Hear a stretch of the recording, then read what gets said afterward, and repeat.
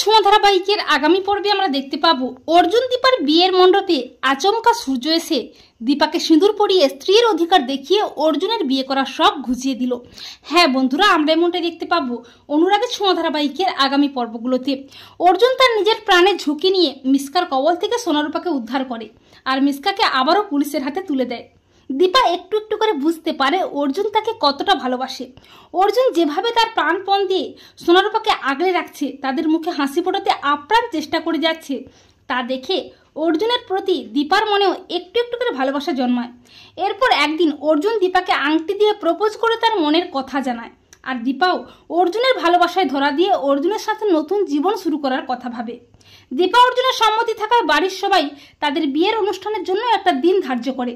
বিয়ের আয়োজন প্রায় শুরু হয়ে যায়। এরপর আসে সেই বিয়ের লগ্ন, দীপার জীবনের নতুন মোড়।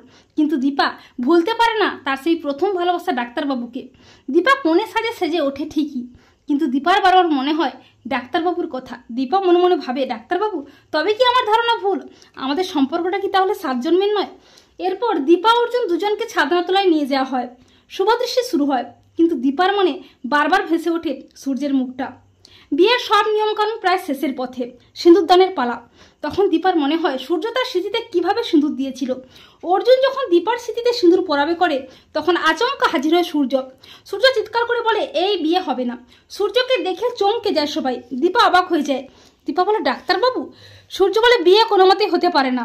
আর আমি এটাও জানি এতদিন দীপা অর্জুন মিথ্যে বিয়ে নাটক করেছিল, আসলে দীপা অর্জুনকে বিয়েটা করেনি।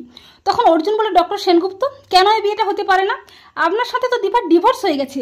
তখন লাবণ্য এসে বলে, অর্জুন, তোমার সাথে দীপার বিয়েটা যেমন মিথ্যে ছিল, তেমন সূর্য দীপার ডিভোর্স পেপারটাও নকল ছিল।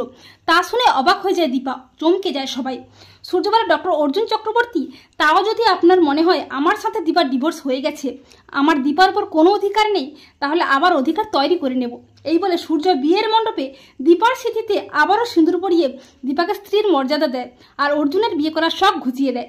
তো বন্ধুরা, তোমরা এটাই চাও তো যে বিয়ের মণ্ডপে আচমকা সূর্য এসে দীপাকে সিঁদুর পরিয়ে স্ত্রীর অধিকার দেখিয়ে দীপা অর্জুনের বিয়েটা যেন ভেস্তে দেয়? কমেন্ট করে জানিয়ে দাও তোমাদের মতামতটি।